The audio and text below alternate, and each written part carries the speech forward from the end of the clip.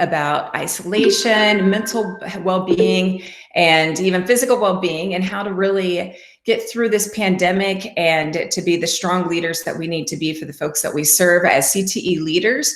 I am Rachael Mann. I am the Director of Member Engagement for NCLA. And I'm going to go ahead and let our panelists introduce themselves. So Aaron, if you can start by introducing yourself, and then each of the other panelists will follow in alphabetical order. Sure. Aaron Polansky, Superintendent-Director, Old Colony Regional Vocational Technical High School in Rochester, Massachusetts.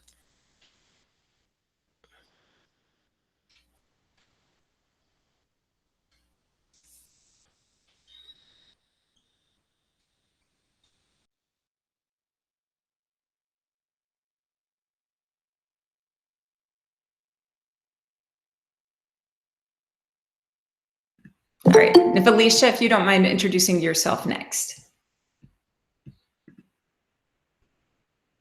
Or we can go to Amanda.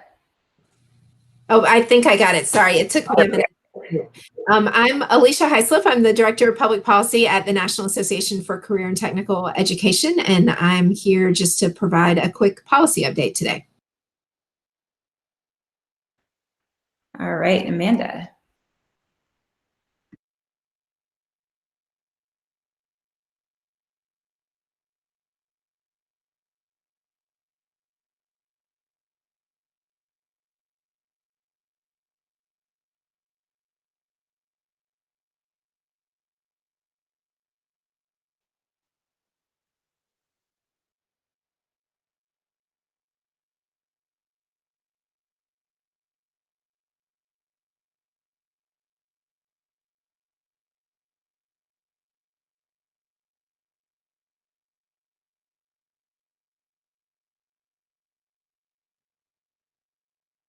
Hey, Rachel, I think you're muted.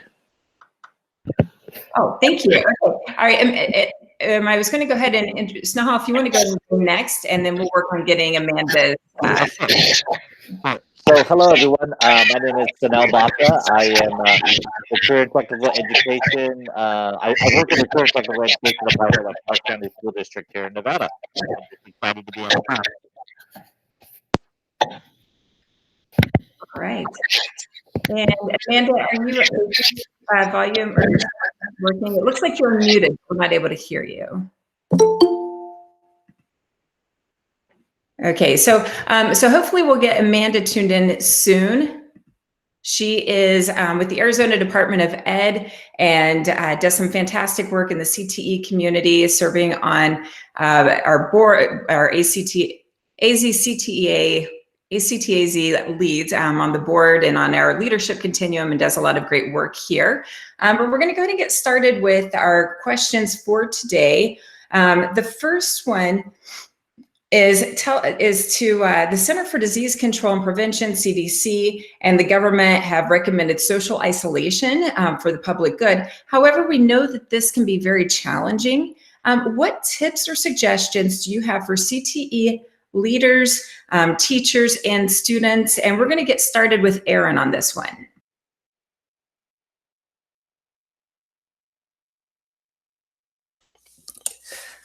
All right. Well, I think we all process differently. And so I think it's important for us to remain flexible and make sure we're putting people first. For me, I think what I've tried to do is avoid expectations that may be too rigid. What's good for one may not be good for all. So as an administrative team at Old Colony, we've tried to make sure that our staff and our students and community members are all in a healthy place, first and foremost. So we've created routines which we think are helpful. We have administrative meetings at set times, 2 times a week, one on Tuesday, one on Friday. We have a staff meeting every Friday at 2 o'clock for the purpose of checking in with one another to see how things are going. And then we live stream a daily meditation, actually, for our entire community at 8 a.m. every day on our Facebook page, 7 days a week. So if you're interested in participating in our meditation, it's open to everybody on our Facebook page. And then we're really looking to just keep our communication intact on a daily basis and make sure that we have the ability, again, to focus on people first. And that is fantastic. And I love that whole concept of having that Facebook page as a way for people to have that meditation together to start off the day. If you haven't had a chance to listen to our podcast, Aaron and I had a conversation a couple of weeks ago, and he shared some additional resources that I encourage you to check out. All right. And Snehal, if you can share with us some thoughts from your perspective in Nevada. Sure. One of the interesting things about this social isolation is that it's not really social; it's physical, right? It's physical distancing, physical isolation. So that doesn't mean that we still can't be social. As educators, especially working with our students. So one thing that we've really tried to do here in Clark County is really trying to maintain that interaction between teachers and students, trying to encourage teachers, support teachers. This is all new to everyone. Right. And within a matter of days, we've had to put together different plans and we've changed them. So I think the biggest thing is always take a breath, right? Take a breath, step back and think. We're educators. We always brainstorm new ideas to start off a school year.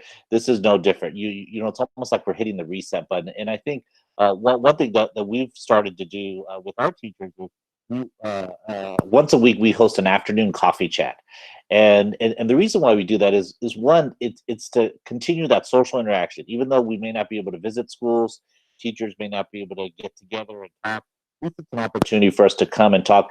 There's no set topic. It's really just an opportunity for them to talk, and we try to remain as positive as we possibly can. So I think just taking it day by day.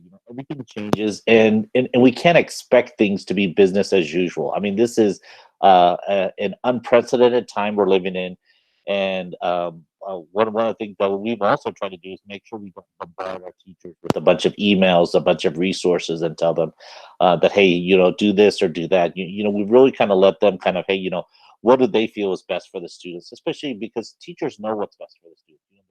They work with their students, almost 3/4 of the year. So to really, try to support them as best we can. But yeah, just take it day by day and just take a breath every now and then, and it will be okay.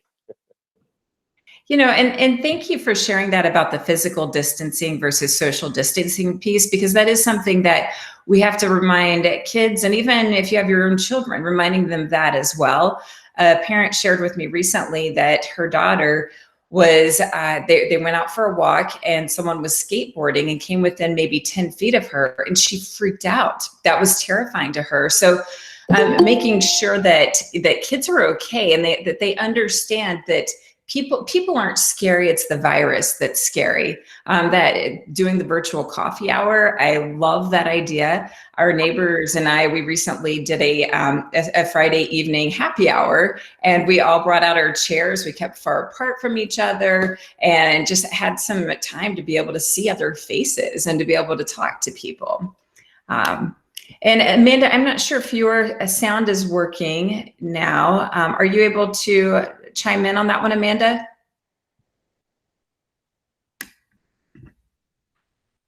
Okay. And again, for those of you who've joined us in the past couple of minutes since we started, please feel free to use the chat to share out your questions, any resources and thoughts that you have on each of these topics. And I'll be watching to see if new questions come in for our panelists, but we definitely want to hear from you as well. All right, so we're going to move on to our next question, which is, leading, working, and learning remotely is a disruption to most in terms of our daily living routines. This can add anxiety, stress, and strain mentally. It is completely natural for this uncertainty to have this impact. What advice do you have for maintaining health and wellness? And Snehal, we're going to go ahead and start with you again on that one. Yeah, the health and wellness has definitely been, I think, an interesting challenge. But I think career and technical education was probably the most suited to deal with this. Because if you think about it, not only are we preparing students for those careers, those technical skills, but it's also the employability skills, right? That emotional intelligence that we all in CT do. Help prepare students, collaboration, teamwork, whether it's physically or via distance learning or remotely, using FaceTime or Zoom or whatever. But I think the biggest thing that hopefully everyone is doing is hopefully they're using this opportunity, one, to at least just get out and about, right? So kind of like that example you were mentioning with the girl on a skateboard just down the street, is like, this is an opportunity for us to still walk around, just breathe the fresh air. The air is still good outside, even though we're all on stay-at-home stay-at-home orders. That doesn't mean that we can't get out and walk around and just do different physical activity. I think probably that's one of the biggest things about maintaining health and wellness, is that physical activity. Let's not get stuck in front of our chairs doing all these video chats all day long, even though it seemed like the first few days I was on 6-7 hours of video chat. And then after a while, I started to separate when I scheduled them, tried to schedule at least half hour, if not an hour in between, where I could get up, walk around, go take care of the dog, check in on my daughter, different things like that. So I think just maintaining that physical activity will definitely help with that mental health and overall health. And with that, I had I was hiking with one of my nieces a few months ago, and she was just like, I'm just feeling depressed. I don't think I can do this right now. And I said, this is actually the best thing that you can do right now, is to be out breathing fresh air, getting physical activity. And I had someone who I'm connected with on Twitter, who him and his wife are in New York. And they're now using the time that they would usually be commuting back and forth to work, to instead go out for a walk for an hour each morning. And then at the end of the day, another hour going for a walk. So not only are they getting that extra exercise in, but it's maintaining this consistency of a routine, so that when they do get back to normal, there is that, it feels normal. You leave home, then you come back and work as if it was a normal work day. All right. And I believe Amanda has her sound working again. Amanda, do you want to chime in on that one? What are your thoughts?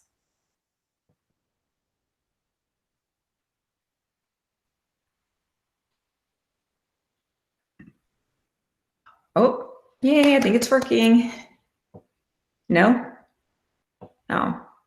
Okay, well, we can see you. Thank you for being here. I'll have to get you in on our podcast at some point, because this is something where you have so much expertise to share. So we definitely want to have you share out your ideas on these questions as well. All right, so we're going to move on to our next one, and we're going to have Erin share with us, how can we ensure that our teachers and students are doing okay during quarantine and social distancing? This is something where we can't always, we don't always have all of the information on what's happening when we're not interacting day to day. So what are your thoughts on this? I think like you said, when we're interacting day to day, we have much more of an opportunity to see how folks are doing and read their faces and simply check in, where when we're remote, it might take a little bit more. So I think it's really important to stay connected, and that might mean picking up the phone and making some phone calls, or delegating, across a team of people to reach out to a certain number of people.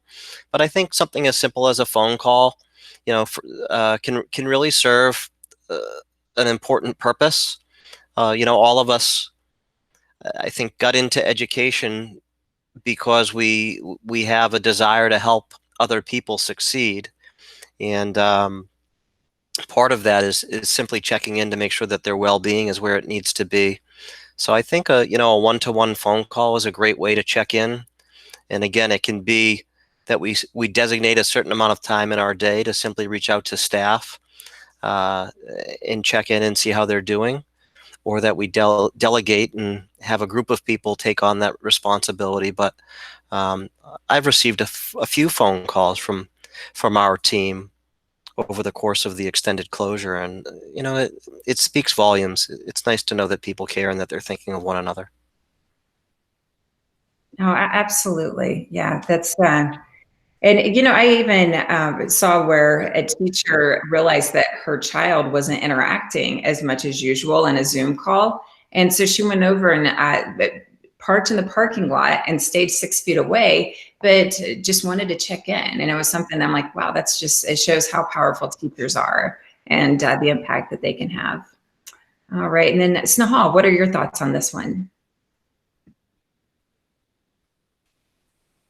I think one of the biggest things about this quarantine is those phone calls, right? I think prior to this quarantine happening, we used a lot of email, we used a lot of maybe face-to-face interaction, but I actually looked at my cell phone bill last month and I used 900 minutes on my cell phone. And I don't think I've ever used 900 minutes in the last like 5 years combined. And I think, when I've talked to teachers over the phone, and when I've had the opportunity to even talk to parents, let's not forget about the parents and some of the things that they're dealing with. Checking in with the parents and seeing how they're dealing with the students. Because with teachers not being there, parents are taking on that burden of trying to help support, trying to help encourage these students. So. Those phone calls, it's almost like a lost art. Like how do you talk to someone on the phone? Like how do you get to what they're feeling like? And there's several different articles on there. It actually brings back to I used to have a telemarketing job where and it was actually for my college where we would raise funds for our alumni association. And I remember the script that they gave us and how it touched upon it. They always welcome someone, ask how they're doing, then get into the conversation, right? So it's just some of those little things like that. I think we just want to, just try it out and continue to get better at it. But using different ways like a phone call to have those conversations to stay connected, to ensure that teachers and students are okay. Because something I found out, like on video, it's easy to jump on video and smile, but when you talk to someone, you can kind of hear that emotion in their voice. So the only other advice I could say is just try different forms of media out there, phone, video, to really ensure that everyone's okay. And with that, sometimes people respond in different ways to these types of stress. What are some indicators that we might want to look for during this pandemic? Is there anything that you can think of that we can watch for, maybe some changes, whether it's in our staff or in our students? I think one of the changes is the responsiveness, right? Prior to this, when I would email certain people, they would respond within a couple hours, right? But now it seems like it's a day or two. Sometimes I get response. So I almost had to pick up the phone and call, say, "Hey, is everything okay?" Challenges, and we don't know what's going on in everyone's home life, right? Whether it's a teacher or a student, right? So I think that responsiveness is kind of a key, because then the other thing, if you think of the flip side, sometimes I've sent out an email to someone and they're responding back in like 2 minutes. So it's almost like, in my mind, I'm thinking, are they sitting there in front of the computer just waiting for something to happen? Because that's the other thing, is that we don't necessarily want teachers in front of a computer just waiting for stuff to happen, right? We want them to be creative. We want them to have some freedom there, just like they would in the classroom. But if they're waiting on direction from us as CT leaders and administrators, then that's something that, hey, we need to follow up and say that, hey, how are you doing? Um, because the other thing is, someone could be home by themselves, right? And this is the only communication they have. So just trying to find out and really kind of personalize it and individualize it for each student, each teacher, everyone out there.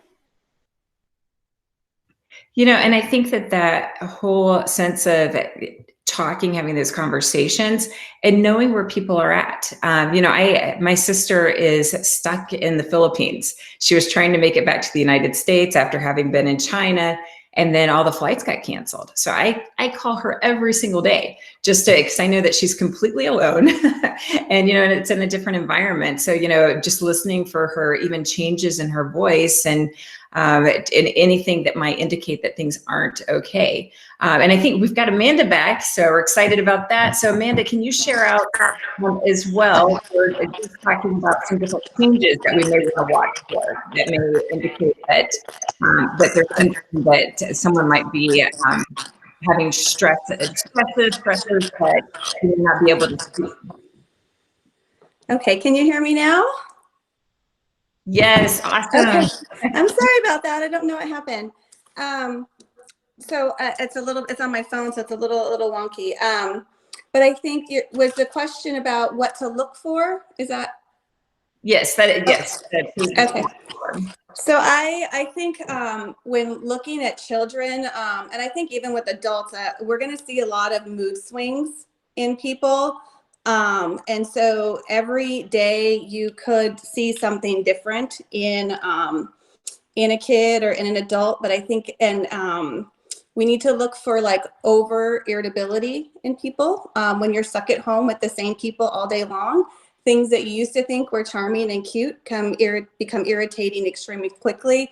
And then we see that kind of behavior manifest into a lot of anger, sadness, acting out on things they normally wouldn't do. And so it's a struggle because our kids don't necessarily know how to react in these situations. And I think as parents, we don't necessarily know how to handle them always as well. So I think it's trying to keep things in place where we have rules and we have consequences and we have behavior things, but also just kind of giving kids a pass sometimes, and also saying to your kids like, hey, I need a pass from you while we're trying to get through this. Oh, and that's a great point too. Like really being a little bit more flexible and understanding towards everyone. And with that, what mental health challenges do you foresee in the future as a result of all of this? Do you think there's going to be different challenges after COVID-19 has ended? So I think that we're gonna, from what I'm reading and what I'm kind of looking at, is just some concern for maybe kids who already had, some health issues beforehand, some mental health issues, and maybe they haven't been able to regularly see their therapist, or their coping strategies are off, or when their routine is off, they don't know, how to kind of function. So they themselves have fear of kind of re-entering the normal world once we go back. And so I think it's really individualized with each person. And there's not like this blanket statement that's going to say, oh, we're going to just go back into our routine and kids are going to fall back into place. It's going to be a huge adjustment. And so I think we really need to be very cognizant of talking to our kids and listening to them, and not kind of dismissing their feelings. And so I think that is something to look through. Some other things and this might be completely just because I've become obsessed with TikTok since I've been in quarantine. So I've been watching it a lot. And there are a lot of things on there that are funny and great, but there's a lot of over sexualized content too. And I just have some concerns about when kids are out again, behaviors and non-good behaviors happening. So making sure that we're not just letting our kids have a free-for-all once they're out because they've been in so long and we're tired of them being at home, but we really need to go back to watching behaviors and keeping high standards for them. Oh, that is so true.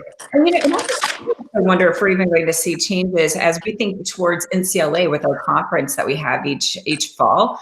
Are people going to be afraid of being in large crowds? Are we going to need to offer virtual options for everything as people kind of ease back into being close to and being around people? So, it'll be interesting to see if people rush back into, yes, I can hug someone now, or is it going to be, oh, you're too close to me? Right. And I think that really all depends too on how much individuals are watching the news and the media every day, and what they're watching and how much of it, and that kind of builds upon their fears or lessening their fears if they have them. But I think that it's going to take probably at least a year for us to go back through the flu season again, for people to see, okay, like what is this going to be like when we come back into that season where it started, and what does life look like? I think there are going to be some people who are excited to get out and would go to something, and there are people that are just like, well, if it's not necessary, I'm not going to go. It's so true. And Snehal, what are I'm sorry, say that again, Rachel. Oh, and Snehal, I think Snehal had some thoughts on this one as well. No, I was just agreeing with what Amanda was saying. I mean, great things about the great comments about the behavior, right? Because it's one thing to be able to see a student and see how they act in the classroom, to see how we act, to model that for students, right? or even if we were having a guest speaker, someone from industry, someone from the workforce coming and talk to students about, interviewing skills, even something as simple as a handshake. Where handshakes go away now. We no longer have to handshake before an interview will come to our club. But keeping to those high standards, right? Because career and technical education, our job was to prepare students for careers, whether they went into higher education or straight into the workforce. And I think still keeping on that focus that we're still going to we will still need to make sure students physically can deal with those situations, whether, hey, is it appropriate, body language, different things like that. So I think it's just, we got to be mindful of it, because we all can't hide in front of a computer screen like we're doing now. And we're not hiding, right? This is all forced. But I think, continuing to focus on that, eventually this will pass. Eventually we'll get back to a new normal. And then we need to continue to maintain those high standards like we always have for our students. And I think that I think we have a question from Shelley over here, and I'm just going to pose this to anyone that is here on as a panelist.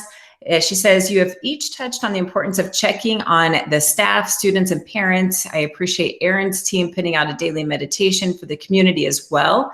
Have any of you put out resources to students and parents to normalize their responses to the isolation and disruption of their lives? Great question, Shelley, and I'll just let any of the panelists jump in to respond to that.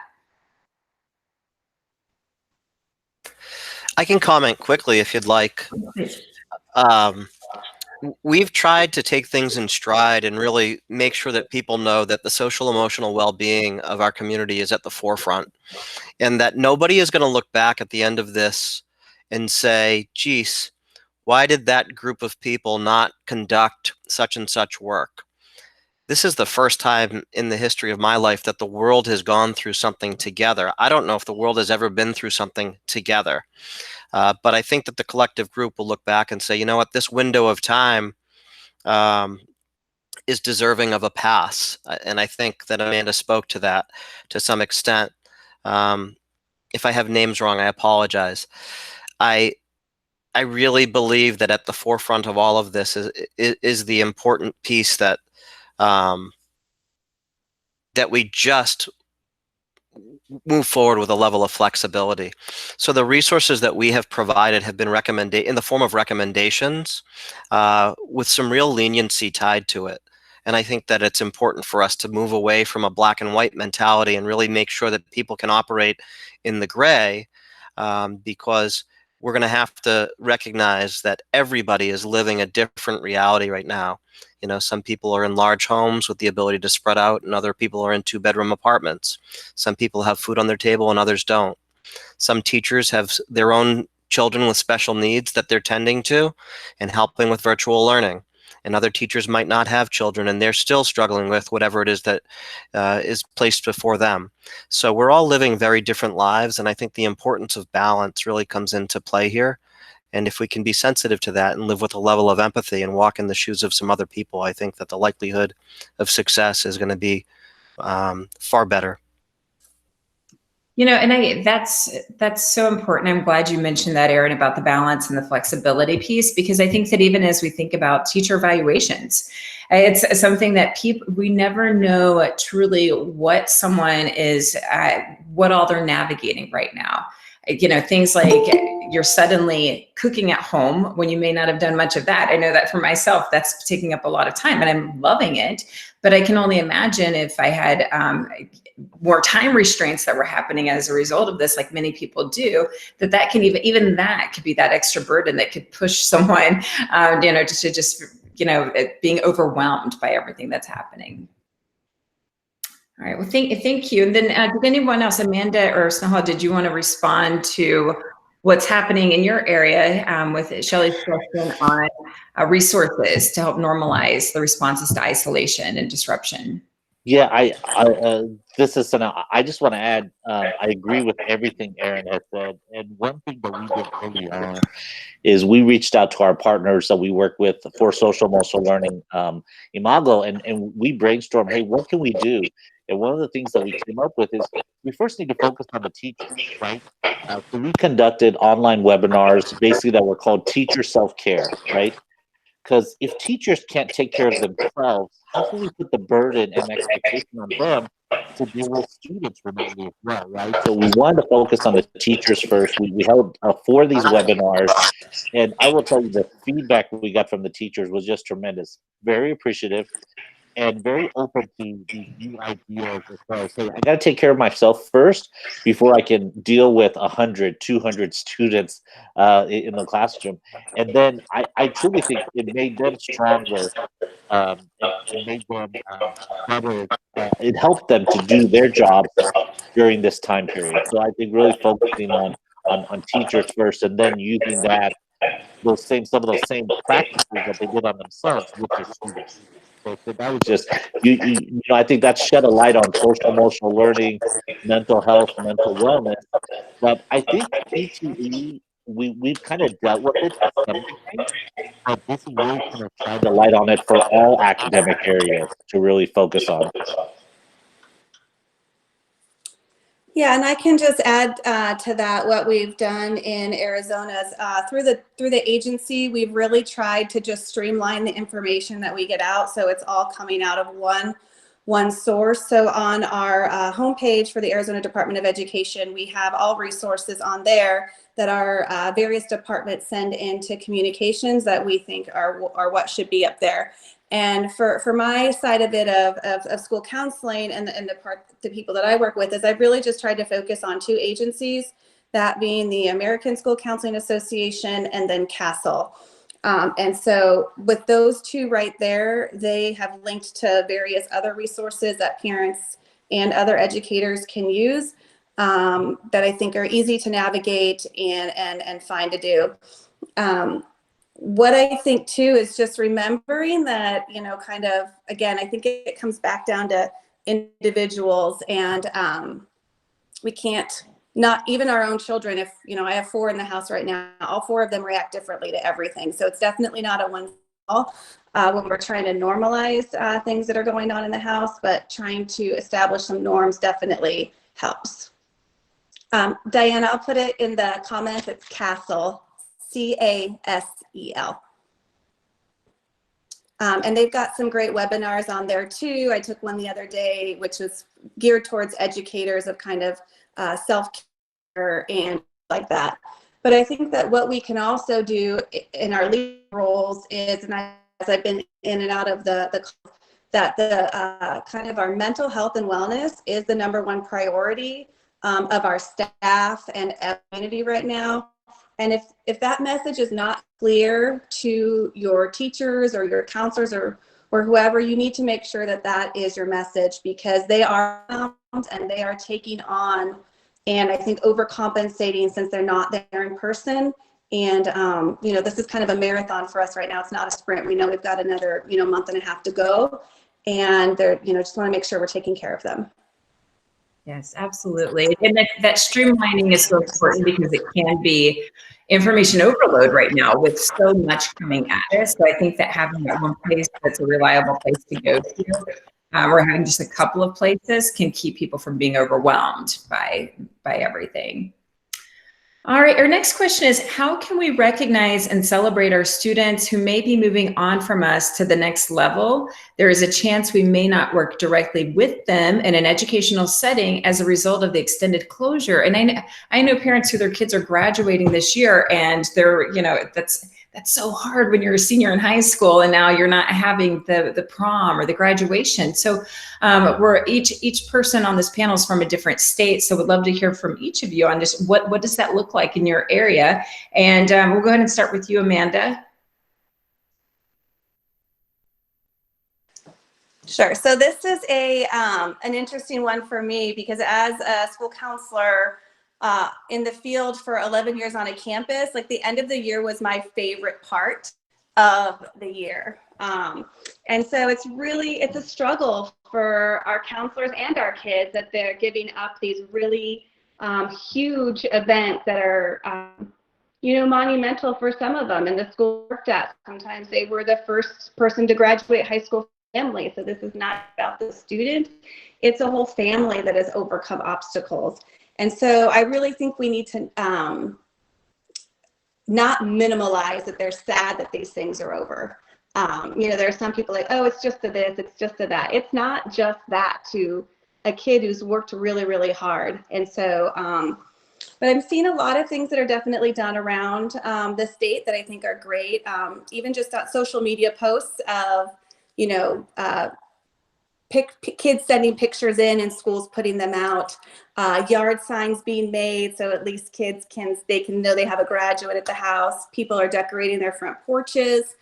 ASCA did a whole webinar on this of ways to do a virtual college signing day or post-secondary signing day. So there are lots of options there. Things like using Flipgrid to set up something where the kids can post. Or even letting the kids send in a TikTok video. Like they love it, they're good at it. And if they send it to an adult first that can screen it, and then that can go out and say, you know, celebrating them and what they've done, they to videotape themselves. They really, really do. So we should just let them be creative with that. Some other things I'm seeing are even just sending postcards to kids or a personalized note. Like, we're so proud of you and the work you've done, even though it got, you know, cut short. If your kids are into the digital video, let them create a video to send out to the community where kids can send in snippets of themselves of, hey, I'm graduating, this is where I'm going, or I'm a CTE completer in this program and this is what I plan to do with it. So somehow managing or letting kids do what they're already good at and letting them kind of manage those products that an adult can just, give the okay on. You know, and we have Shelley Tom is on the call with us today, and I saw her post on Facebook this morning where she had her picture from high school, and there's a movement of posting your picture from your high school graduation as a camaraderie piece. And I've seen some people say, "Oh, that's ridiculous. How is that supporting kids?" It really is just about coming together and connecting. And I love seeing it. I've been coming down now, but it's just really cool to see people coming together. And as Erin said earlier, people are coming together as a whole around what's happening. So that can be very powerful. Snehal, what are your thoughts in Nevada around this area? You know, I just want to echo almost everything that Amanda said, you know, just coming up with different ways to recognize these students. You know, I think one thing that we've thought about is trying to do like a drive-by type graduation where students are standing in front of a house and maybe, they're inviting family and friends, you know, they're dressed up in their cap and gown and different things like that. One thing that, the awards, senior awards or just awards in general for the spring was a big thing. And one event that I put on that I'm really disappointed we weren't able to was where we recognize our young women that are interested, that are in STEM and technology career fields, to basically to continue on going into those careers because women are underrepresented in those careers. So we won't be able to have our awards event, and I'm bummed out about that because we had 7 national award recipients this year from Southern Nevada, our top year ever, and we were going to recognize over 100 young women, and now we don't have that awards event where it would truly bring not only parents, family members, but also the industries, the work community. You know, we'd have 500 people at this awards event. So one strategy that we thought about, since we can't bring everyone together, we really want the students to leave with something from the event, right? Because really the whole event was for the students to support them, encourage them, just like graduation, to support the students for all their hard work that they did.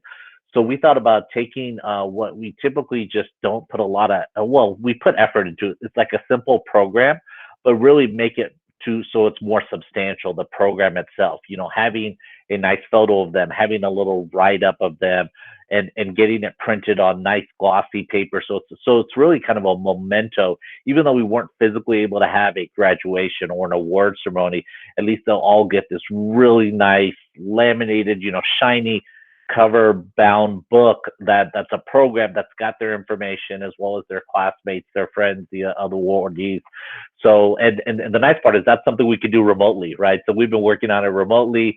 We'll work with a printer to get those printed out and then get them mailed out here at the end of May or first part of June.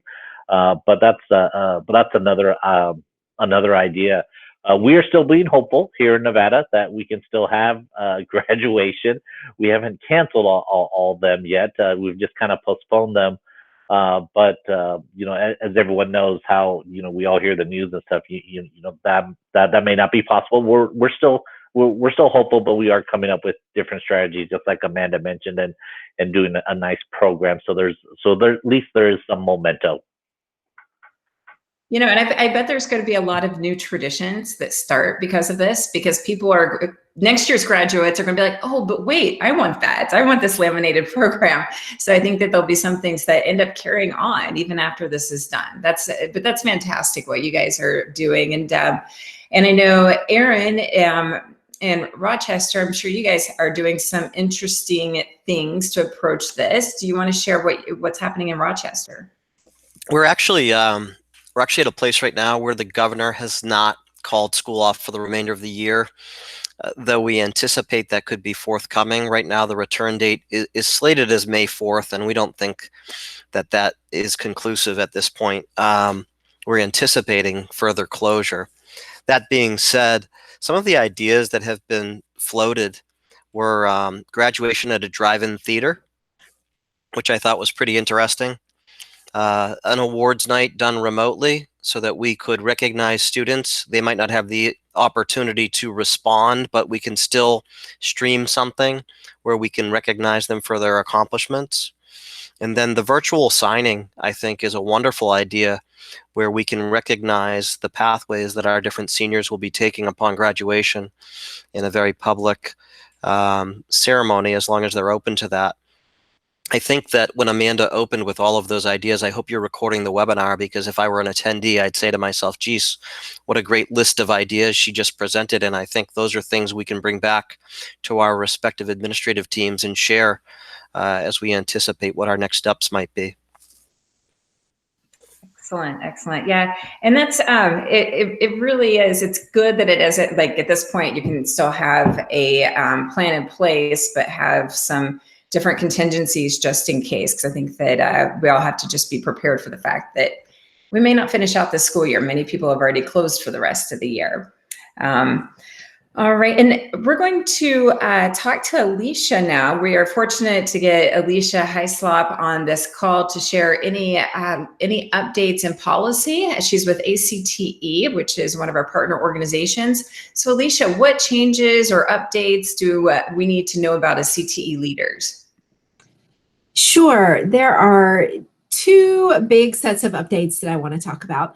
The first is on the kind of administrative guidance side, and the Department of Education has released 3 sets of questions and answers now to help states and local recipients of federal funds navigate this challenging time. The first set was really important because it allowed states some flexibility in submitting their state plans, as well as in giving locals some flexibility around their needs assessments and local applications. And all of your states were in different places in the process. Some states had already submitted their plans or finalized them. Others were really close to being done, but a few needed some extra time, and we'll be taking that. And the same is true at the local level. You know, if you are in Colorado, you turned your comprehensive local needs assessment in back, you know, around December or January. In other states, those weren't due until perhaps late April or May. And in the states where they were due in late April or May, as you can imagine, many folks, and probably many of you, are struggling to finish those up in the situation we find ourselves in now. So the first set of questions and answers gave states some flexibility around those things. The second set addressed some fiscal questions that kind of exist across all federal grants. So for example, can you continue to pay grant funded staff even if the activities of the grant have had to cease at this particular time? And the answer from the Department of Education in most cases is yes, particularly as long as you continue to pay folks that are paid with state dollars and local dollars. You can't stop paying everybody else and just keep paying the people with federal dollars, but as long as you have a policy that everyone's getting paid, for the most part, you can continue to pay people. And there's a couple other questions about that. The one most relevant to our work, or to what I've heard a lot of, is about travel that was paid for with federal dollars, but then has been canceled. And you may have cancellation fees, or you may not have gotten a full refund for something because there were some processing costs from the organization that was hosting the event. The new guidance says that as long as you make a good faith effort to get a refund of those dollars and can document that, any costs that aren't refunded can still be charged to the federal grants, even if the event doesn't occur. So if you had, registered your students for CTSO conferences and you couldn't get all of the money back that you had paid for those things, you can still charge those dollars to the federal grants so that you at the local level aren't out, money that you can't get back. And then the last set of guidance came out just late Friday and covers just a couple of other things around reporting and the use of kind of virtual stakeholder engagement, which is, of course, perfectly acceptable in this time. So that's one set of updates. The other update that I wanted to share is that to make sure everyone, particularly those of you who work at the post-secondary level, know that on Thursday of last week, the Department of Education released the dollar amounts that each post-secondary institution is going to be eligible for under the CARES Act, the last kind of response bill that Congress passed a couple of weeks ago, included a big chunk of money, over $14 billion for post-secondary and about $13 billion, a little over that, for secondary programs. This is the first wave of that money going out, and it's going to post-secondary institutions. They release the total allocation that every institution will get. So you can go online on the Department of Education's website and see the exact amount your institution is eligible for. And then it breaks it into two pieces. Half of those dollars under the legislation had to be distributed directly to students to support them as they dealt with this transition to online learning and any other disruption in their lives as a result of the pandemic. So, tuition, books, transportation, housing costs, some colleges had to close dorms on their campuses, not so many of our CTE campuses, but those students now need a place to live, or if you have new childcare expenses or transportation expenses that students might not have had. So half of the dollars that every institution gets have to go out directly to students, and that money is available right now for post-secondary institutions to apply for. I just saw a note in the chat asking for the link, so I'll make sure that gets in here in just a minute. But there are specific instructions on this web link I will put up as to how you can access those funds for your institution. So make sure your leadership knows about that. And it's a simple, like, 2-page form. You just have to fill in the name of your institution and sign it, essentially, and agree to all of the certifications in order to get these dollars.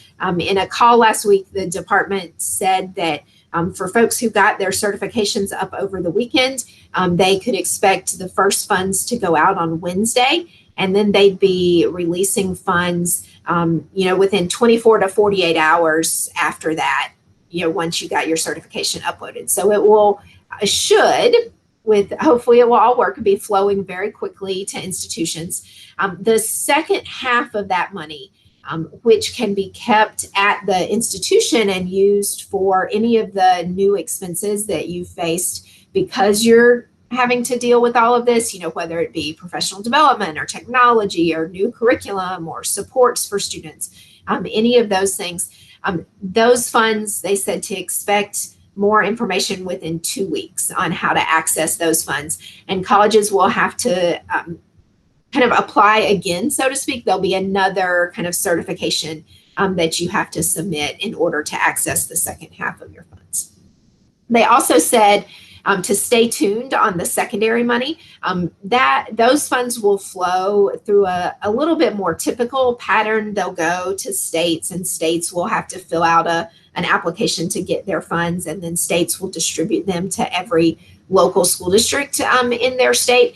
That's how federal funds generally flow to K-12 school districts. So I think that process will be a little easier for people to navigate.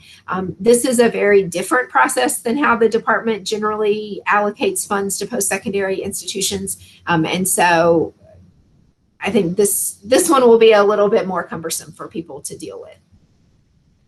So that is where we are, and I'm happy to answer any questions that people have. Okay, and with that, Alisha, where's the best place for them to go to find these resources and updates? So all of the updates are available on our website, on ACTE's website, on our CTE Policy Watch blog. We have a post pinned to the top of that blog that we update kind of on a rolling basis. We just add the date and the new updates, as well as add links to important documents. And so I would say that's your one-stop shop to finding all of the policy updates. I'm going to put the direct link in the chat to the Department of Education's page that they've set up for the post-secondary CARES money, so people can find it very easily. You know, and with that CTE Watch, they do have a Twitter account. So definitely, if you're on Twitter, that's another great way for you to find out those updates as well, just to be able to check them out in short snippets. And with that, if anyone who has resources to share that may benefit CTE administrators and other folks on the call, please feel free. We've got about 9 minutes left. Please feel free to share out those links in the chat. When I send this out as a recording, everyone will also get a transcript of the chat, so they'll be able to see those different links and resources as well. So you'll be helping out folks here, and then also people who are going to be viewing this as a recorded webinar later. All right, and in closing, we've covered some heavy topics when we think about this emotional well-being, dealing with isolation, but we know that there's also some silver linings and some ahas and just some positive takeaways from what's happening during this pandemic. And I just think about the new things that I'm seeing about our environment getting better, that, you know, places that were heavily polluted before, you can now see blue skies, the water is clear, but we know that there are some positive things as well. So I'm just going to ask each of the panelists to share out an aha or a silver lining or takeaway that's happened since this pandemic. And we will start with you, Snehal.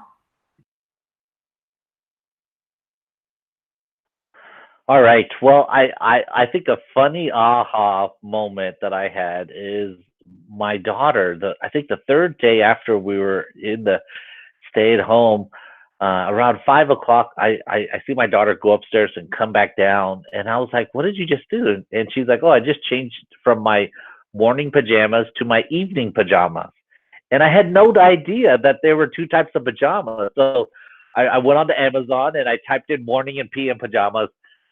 There is no difference in AM and PM pajamas, but just I ordered some more pajamas because my daughter, she surprises me how smart she is sometimes. So that's just a really funny aha. But on a more serious note, what I am extremely excited about is one thing that I think, Rachel, we've had the conversation before on how education needs to change, right? And how we cannot operate business as normal. And CTE was definitely the forefront of implementing new processes, new ways. It's changed so much from vocational education. And I am really looking forward to, once we're past this, that hopefully we all realize, not only us as educators, but the community, our elected officials, our state departments of ed, everyone that we work with, that education, one, we need to change. Two, we need more support, both people, funding, all that. And then three, a lot of the work I've done here in Nevada has been around equity and diversity and inclusion, right? And if this has not shined a big bright light on equity issues that I hear about from teachers all the time, and hopefully once we get done with this, our elected officials, everyone involved with education, public education, will realize, hey, we really need to focus more on equity, right? We really need to have, every state department of ed needs to have a person focused on equity. Every state department of ed needs to have a person focused on distance learning, virtual learning. Every school district needs to have a person doing these types of things. So I'm encouraged that this has shined a light in an unfortunate way, but to think the positive is that, wow, everyone is seeing what we've been talking about, what educators have been talking about. And and I'm sure we've all heard this. I've heard from so many parents that have said, hey, I so much appreciate my teacher. I could not be a teacher. Being a teacher for one day at home is just a nightmare. How could someone do this for 180 days? And I think hopefully it has raised the level of what educators do and the respect that we will get. So that I'm really, really hopeful for.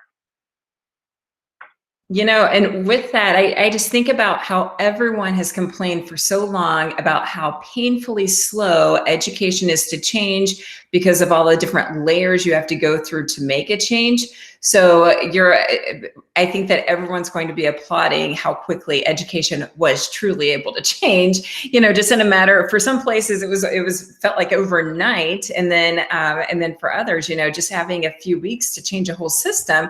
Who would have thought we would have been able to do so much in just a matter of a month for a lot of people and smaller amounts of time for others? Excellent. And yeah, the day when you said that about the pajamas, I'm like, oh wait, there's two different kinds. Didn't know. All right. How about Amanda? Can you share with us your takeaways?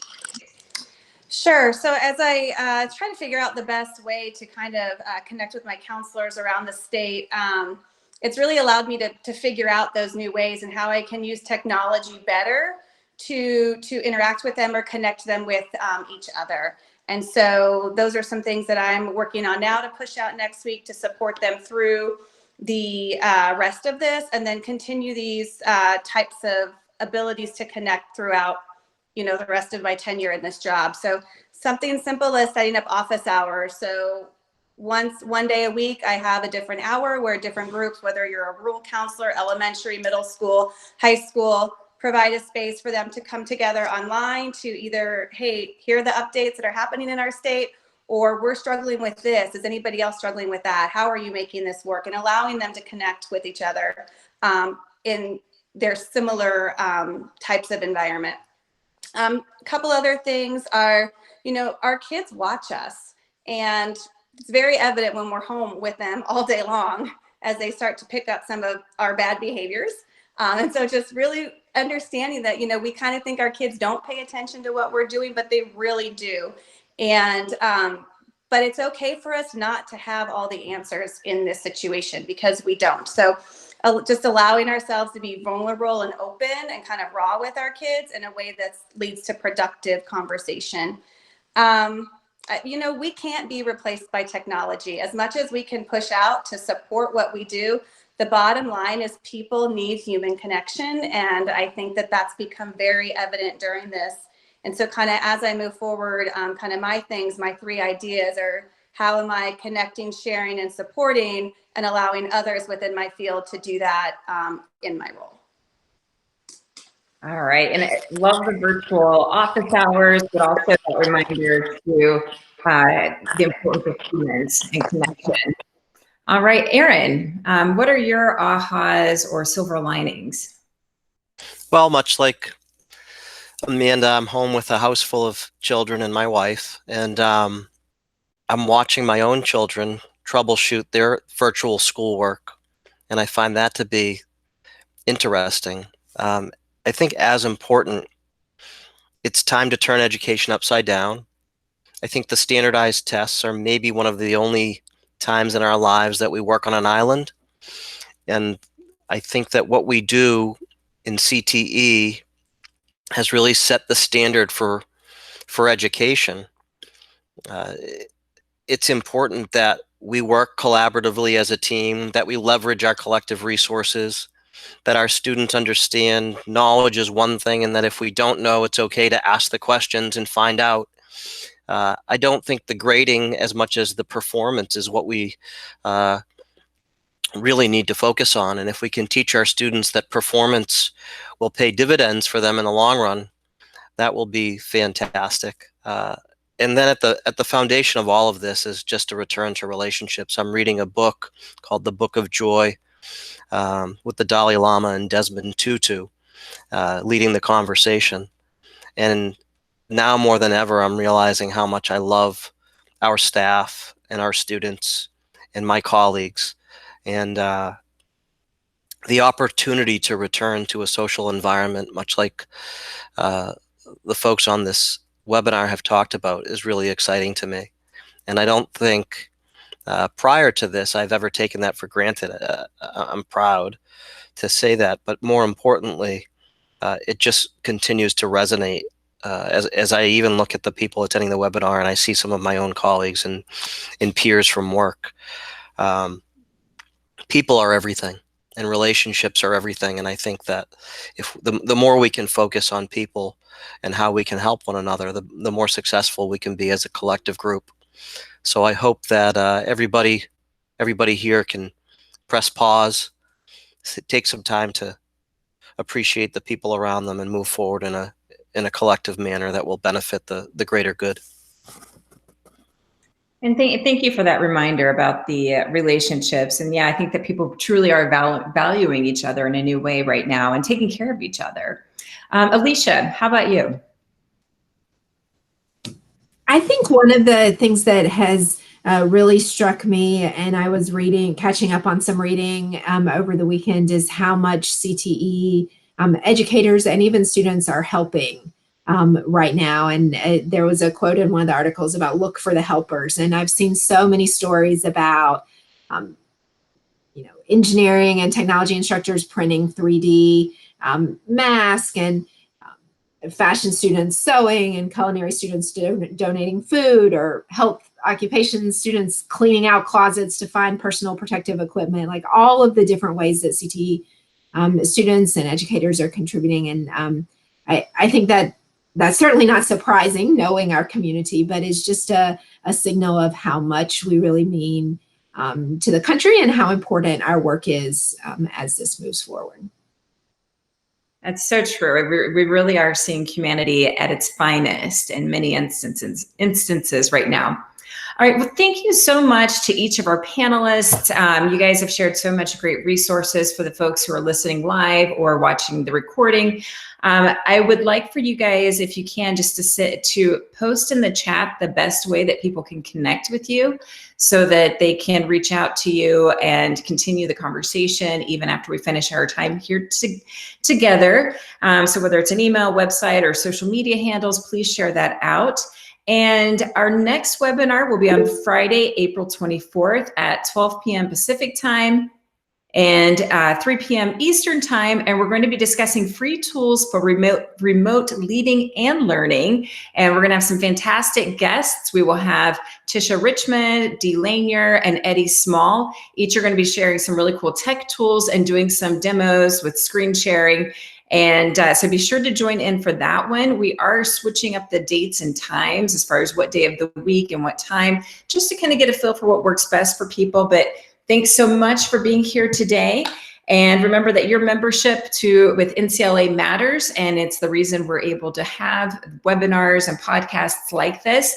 If you would ever like to be a guest on the webinar or on our podcast, please email me at info@ncla-cte.org, and I will share that in the chat as well. Enjoy your day and your week, and I look forward to connecting with you next Friday. Thanks, everyone. Bye. Bye. Thank you, Rachel.